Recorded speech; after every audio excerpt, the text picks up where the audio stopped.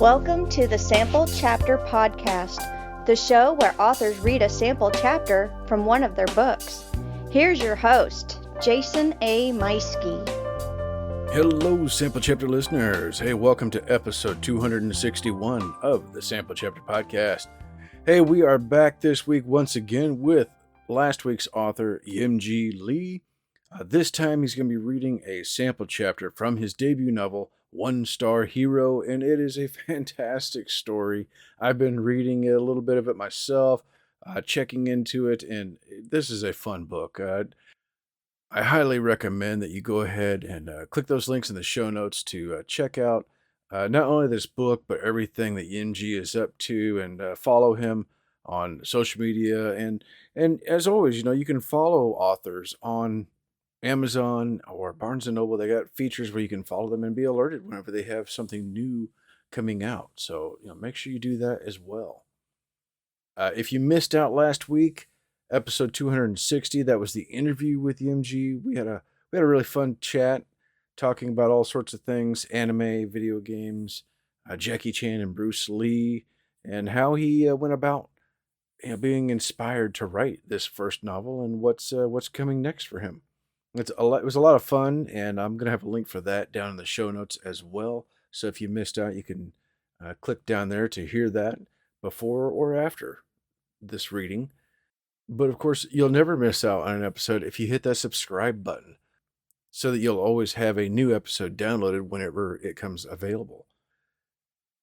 As for me, I am busy writing. I've got lots going on. I finished up the next round of edits on a short story that was then submitted, and they're looking that over right now. It will be coming out in November. Really excited about that short story. It's about a ghost writer. We'll put it that way. I don't want to give too much away right now, but it's fun. It's a really good story, and it's kind of a lesson as well of reaching. How far would you go to reach your dreams? And some people will go too far. It's a nice little teaser, but that comes out this fall in another anthology with the writers of Warrensburg. Speaking of Warrensburg, I will have a booth at the Authors of August. It's the third Wednesday of August on the 21st, 5 p.m. downtown. So if you're in the area, want to come down, check out some of the other things that Warrensburg has to offer, then I highly recommend you come and check it out and swing by the booth. I'll have all my books available, and you can swing by and chat with me. You can tell me about some of your favorite episodes of the show if you're a follower. Well, without further ado, I think it's time for us to go ahead and just hop on over to our guest and his reading of One Star Hero. It's Yimje Lee.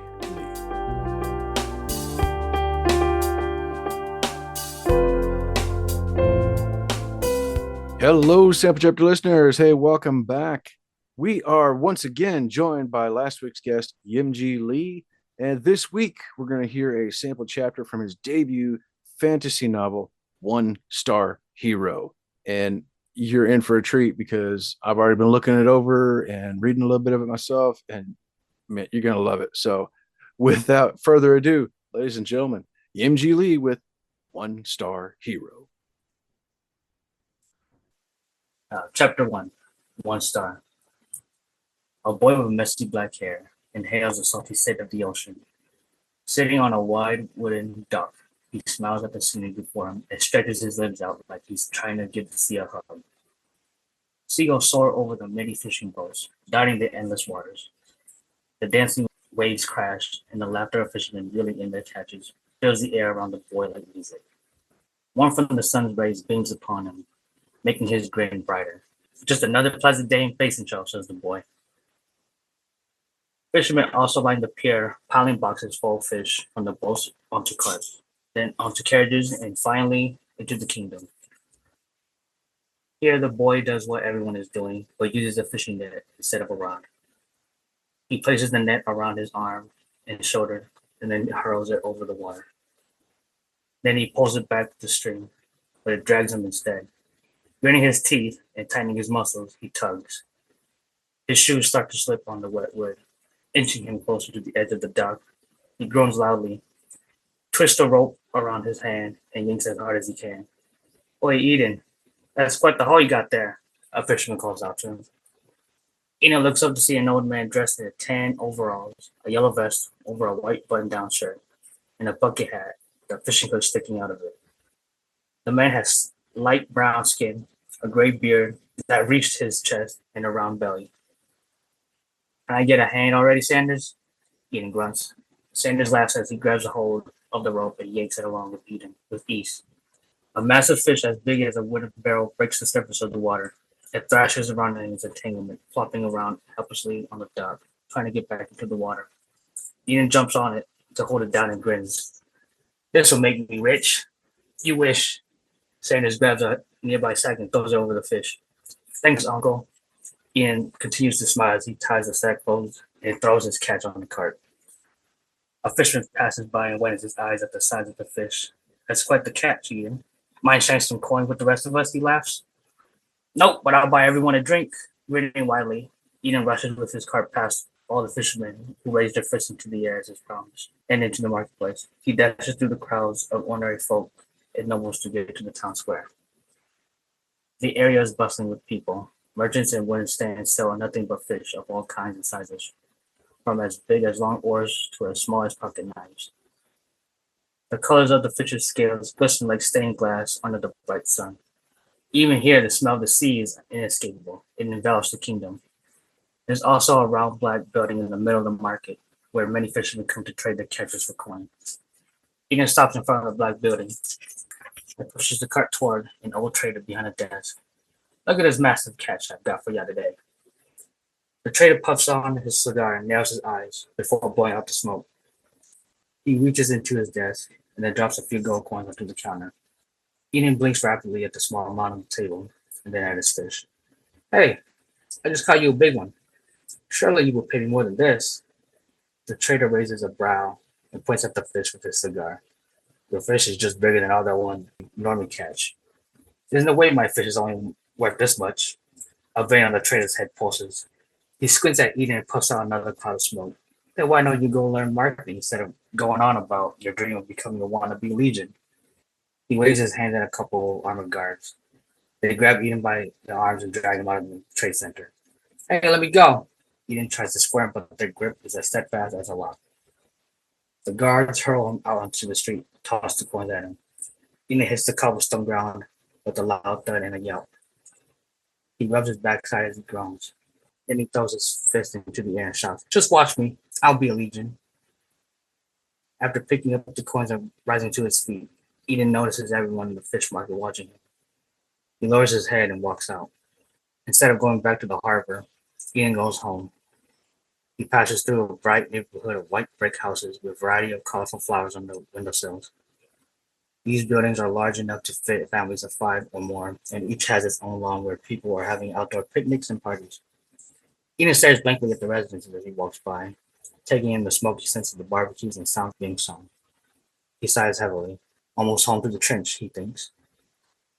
The clean cobblestones beneath his every step reach an end, and the beaten path of dirt leading downward begins. Winding below the dazzling district. Colors dwindle and become dull as he treads down. Eden looks at the changing gallery of houses as he passes. They become smaller and more pressed up against each other, resembling a sandwich turned on its side. Each of these homes is made of sheets of metal. The doors, roofs, and walls are the same, nailed to wooden studs. Most of the fishermen call this neighborhood home as opposed to the pier where they work. The delicious smell of barbecue from above is replaced with the sense of iron and fish, making Eden scrunch up his nose until he's used to it again.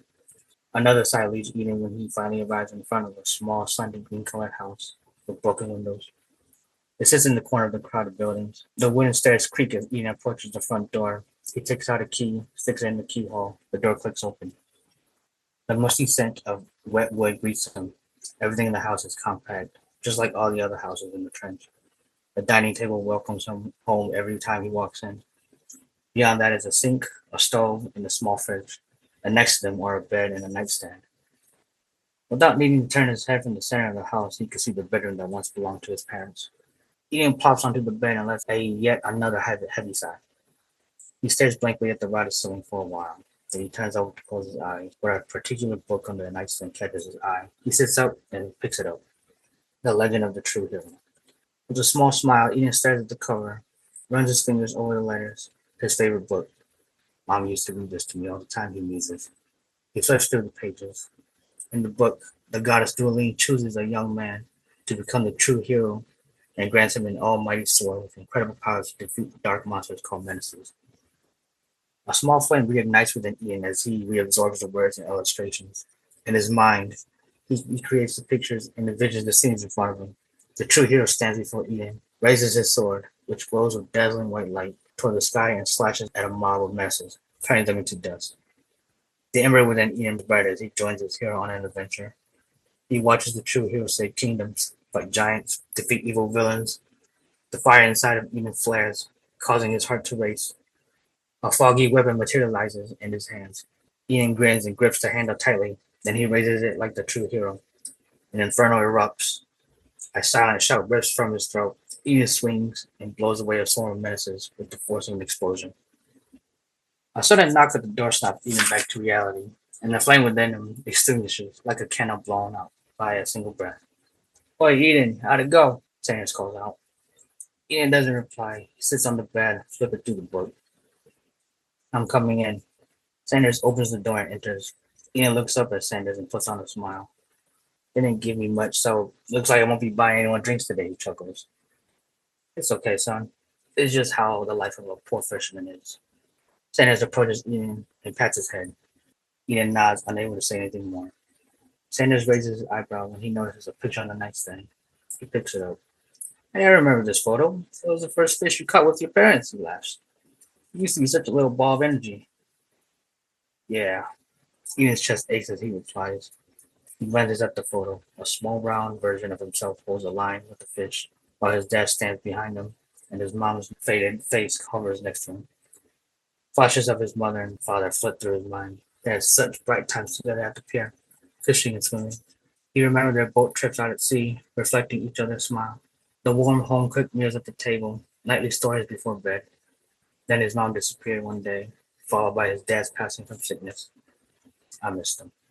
Sanders quietly sighs to himself. Then he strains and pats Ian on the shoulder. "Ian, I want you to believe that there will always be good things to come." Slowly lifting his head, Eden meets Sanders' gaze. "If you ever feel like you're in a dark tunnel and you can't see the light at the end of it, it will be dark, and you may even feel hopeless or scared. But if you just open your eyes, they will adjust to the dark, and you'll be able to see your way out of that cave." Ian's eyes light up, and he bursts out laughing. "You sure have your way with words, Uncle." He jumps out of bed and stretches his arms. "Just wait until I get my summons. I'll become the greatest legion in history." "That's more like it. Now let's go and see who can catch more fish. Bring it on, old man." Ian and Sanders both dash out the door without even locking it. The sun shines at the highest point in the sky. Ian and Sanders are back at the pier, hurling their fishing nets into the water, laughing together at their catches. Meanwhile, a ceremony unfolds at the Kingdom's church. A loud round of applause and music plays in the chapel. Trumpets blow, drums beat, and flutes whistle, as if it were a festival. Men are dressed in their finest tunics and jackets, while the women wear beautiful dresses and jewelry. They are all sitting on rows of benches lining the brown and yellow star patterned rug in the center aisle. Pillars as big as trees reach toward the wooden sky, and white chandeliers hang from above. Sunlight shining through the stained glass windows that depict rainbows, stars, and the winged goddess dueling casts rays of colorful light between the columns. A priest in long white robes stands on a podium above everyone else and raises both hands to quote the music. Silence fills the room as everyone lays their eyes on him. "Welcome all to the Church of Julene," says the priest. Everyone cheers loudly and applauds. The priest waves his hand again, and the cheering dies down. He clears his throat and raises his voice.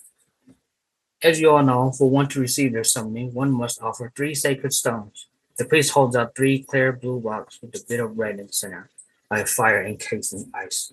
He makes them levitate, and they slowly circle above his hands. These stones have the power to open the void and bestow upon one with Dueling's gift, a weapon called an armament. The stones steadily descend back into the priest's palms. He places them inside his white robe and continues. These armaments are given at random, ranking from rarity stars, with 1 star being the most common and 5 stars being the rarest. But us nobles have higher rates than any other, says a man in the crowd. That's right, a woman says. It's fairly impossible for nobles to not summon a 5-star armament, she laughs. Each armament has magic that increases our legion's durability, strength, and speed, the priest continues, along with an elemental attribute. He raises both arms, and balls of light fly into the air and swarm to form a display as big as the stained glass windows. The display morphs to depict the many different attributes: fire, water, wind, earth, plant, metal, ice, astral, and shadow. Then the lights disappear. The more stars an armament has, the stronger its magic. Then the priest raises his hand again. Now let the summoning begin. Applause and music sounds from every corner of the church and flares through the glass windows to the surrounding kingdom. Eden's ears perk up at the distant sound of the trumpets. He stops his work nailing lids onto wooden crates. He stares in the direction of the church and sighs. Are they doing a summoning today? Sanders asked as he throws one of the fish they caught into a crate. They are. Sanders turns to Eden, his eyebrows squished together. Didn't you get 3 of those blue rocks from the priest already? I did, but that was months ago. I remember giving you one for your 15th birthday. Yep. I also bought one off a traveling merchant with all my savings, Eden laughs. Yes, I remember that too, Sanders says as he shakes his head. And the last one, you said a random person gave it to you? I got the third one from a hooded man. Eden grabs his lips and ponders. I don't know why he gave it to me, but all I remember is that we talked about the true hero. Sanders tilts his head and nods. How generous of him. So you gave your stones to the priest, and what did he tell you? Eden scratches his head and looks up to the sky. Well, he used some sort of magic to infuse the stones into me and said to wait. I guess we'll keep waiting, Sanders shrugs. Until then, let's get the job done so we can go eat some grilled fish at the bar with the others. Nodding, Eden continues to hammer plates together. The music dies down as the priest once more silences the crowd. His brethren carry a crystal ball and place it in front of him. He peers into it, and the orb glows with white light. Suddenly, letters appear within the crystal and form a name. Isaac Gorob, please step forward in preparation for your summoning, the priest announces. A young man with short, wavy blonde hair, a muscular build, and a bright yellow suit steps forward to the center of the church. The crowd of people cheers his name and applauds. As the priest continues the summoning, his crystal orb glows with vibrant colors. The priest rapidly blinks as if he's hallucinating, but the sphere keeps shining. The crystal ball dazzles and forms another name. The priest awkwardly looks at his brethren next to him, and they raise their eyebrows back. He turns back to the crowd that is singing with joy. The priest clears his throat loudly, interrupting the celebration. There will be another who will be receiving the summons today. The crowd stops cheering and stares, baffled, at the priest. They throw questions at him. Father, what do you mean another one? Shouldn't there only be one summoning at a time? Who else is receiving their summons? He tries to calm them, but the chattering doesn't stop. The priest sighs and shakes his head, waves his hands at the other clerics. Go find the one called Eden Alstar, and tell him he will be receiving a summons today as well. But Father, the ceremony has always been one summon. Why is there another? One of the clerics asks. The priest narrows his eyes at the cleric. I don't know, but the goddess Julene has shown me this name. Now go find this person. Yes, Father. The cleric waves his hands at a few guards, and they hastily leave the church to find Eden Alstar. Done building crates, Eden hurls his fishing net into the water and pulls it back out with ease. Well, there's nothing except choke. His shoulders slump and he groans. Sanders, however, has somehow already filled 5 crates, and the other fishermen keep pulling out fish like there's an abundance. Eden stares at Sanders' movement and posture. The fishing net is slung over his shoulder. He hunches down, almost crouching, and with both arms up, Eden watches as he throws the net into the water, pulls it out full of fish. Eden's eyebrows arch. Then he quickly places the fishing net on his shoulders and lifts his arms just like Sanders. Then he hurls it at the exact moment as Sanders. Both of their fishing nets splash into the water. They both pull their nets out at the same time. Still nothing in Eden's. He groans and tries again. Eden's and Sanders' movements fall into sync as if they're dancing together. A fisherman walks past and notices Eden's empty crates. He bursts out with laughter. Then one by one, more fishermen gather around and laugh, including Sanders. I couldn't catch any because all of you already caught them all, Eden laughs. The sound of galloping shoes alerts Eden and grabs the peers' attention, halting their laughter.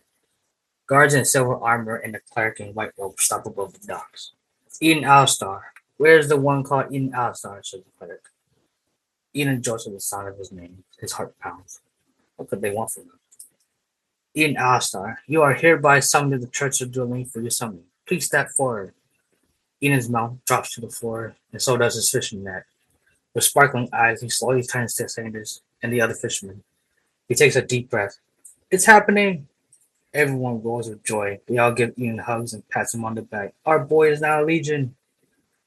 Sanders caresses Eden's head and grins. Your dream is coming true, son. Yes, it is, Sanders, says Eden as he raises his fist into the air. Enough! You must go at once, says the cleric. Eden rapidly nods and dashes up the stairs to the guards. They immediately depart from the church. Eden hops behind the cleric and waves his arm at Sanders and the fishermen as they throw their fists into the air and chant his name.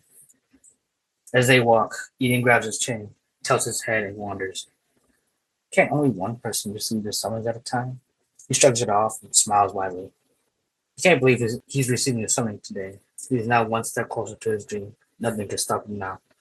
They arrive at the church. Eden follows the cleric, grinning widely.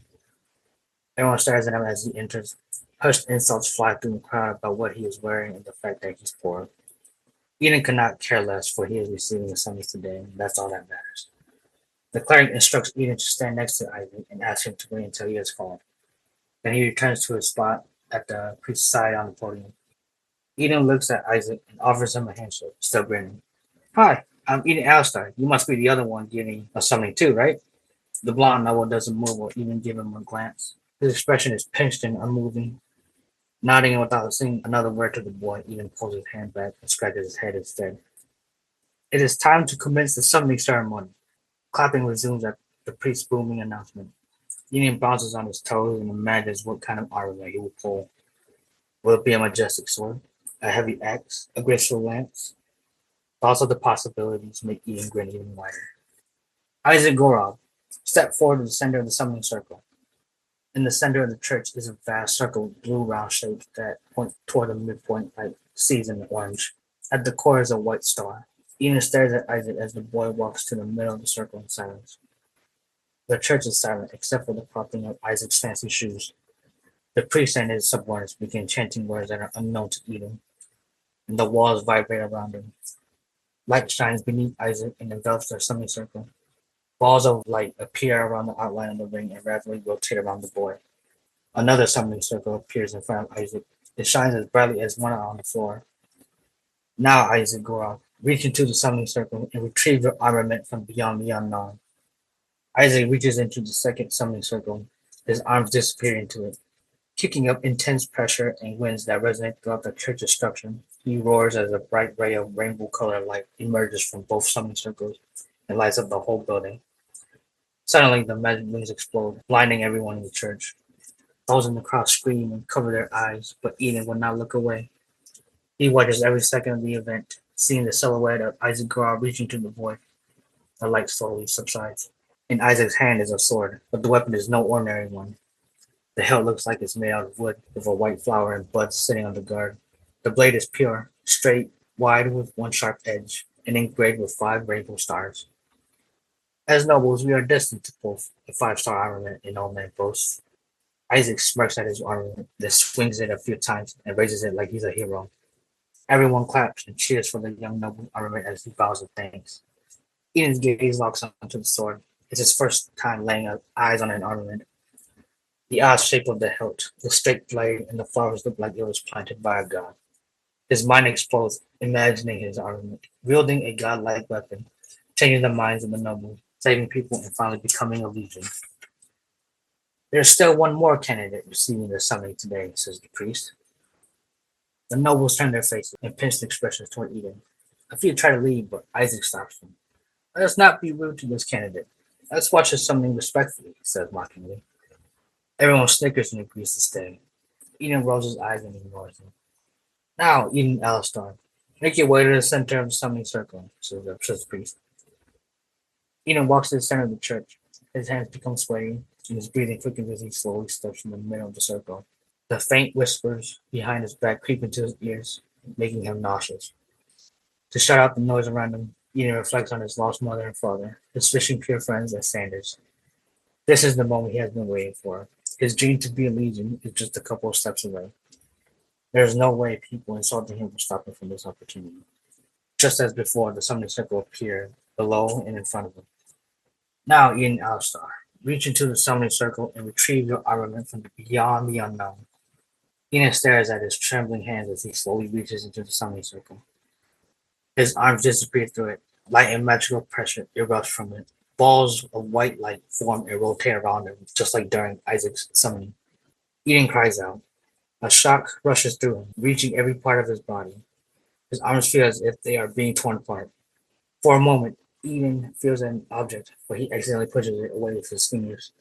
He presses farther into the void. The pain increases as he continues to reach. Eden's arms become intensely numb, as if they have been ripped off. His legs start to shake uncontrollably, almost making him fall to his knees, but he holds his ground and presses on. Then his hands nudge something. It feels like handles. He grabs them, then pulls with all his might. His scream turns into a roar as he slowly extracts the armament from the void. I will become a legion. Light explodes in the church and then slowly fades.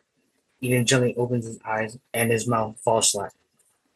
A sword and a shield are firmly within his grasp. The sword has a wide steel blade, a hilt covered in leather, and a guard that is an extended metal bar. The shield is round and also made of steel. It has a scabbard at the top of it. Eden's eyes flicker as he stares at the whip. The grip of the armament is comfortable, and the weight feels suitable for him. Eden smiles all the way up to his ears. I'm a legion now. I'm a legion now. Look, he's a 1-star, someone yells. Eden hastily looks at his armament. His eyes widen. An 8-pointed gray star is engraved on the shield's face. All the nobles burst into laughter. Eden looks at everyone and then back at the shield. The derisive laughter and the phrase 1-star echo in his mind. He hangs his head and grits his teeth, lifting his head back up. He points his sword at everyone. It doesn't matter if I'm a 1-star or not. Just watch. I'm going to be a legion. The laughter grows and a couple nobles fall to the ground, holding their stomachs. How the hell can you be a legion with a butcher knife and a plated armament? You going to start hunting some bears now or something? Go back to fishing, you 1-star. 1-stars don't need to be legions. The insults keep piling up, and everybody continues to laugh. He flushes through Eden's body as he opens his mouth to counter, but someone cuts him off. I wonder if your mother left you. Eden freezes. His eyes bulge. His breathing grows shallow. The crowd becomes inaudible. He can hear nothing but the pounding of his own heart. No, this is not why Mom left. Eden grinds his teeth and swings his sword into the ground with a roar. The ear-piercing clang silences the church. Expressions of amusement are replaced by pale faces and glares. I'll show all of you. I'll be the greatest 1-star legion in the world. No, I'll become the true hero. He glares at the crowd as if he intends to attack them. Eden crosses through the crowd of nobles. He makes eye contact with no one and leaves. The hairs on his neck stand on end. He can feel the cold eyes of every noble on him. I don't know why Mom did not come home that day. Not even Dad knew why. All I know is that she's gone. Eden goes back into his memory, searching through all the times he's been with her. The image of his mother is hazy. The only features he can remember are her short black hair and warm smile. Not once did she ever show any hatred toward him. Right?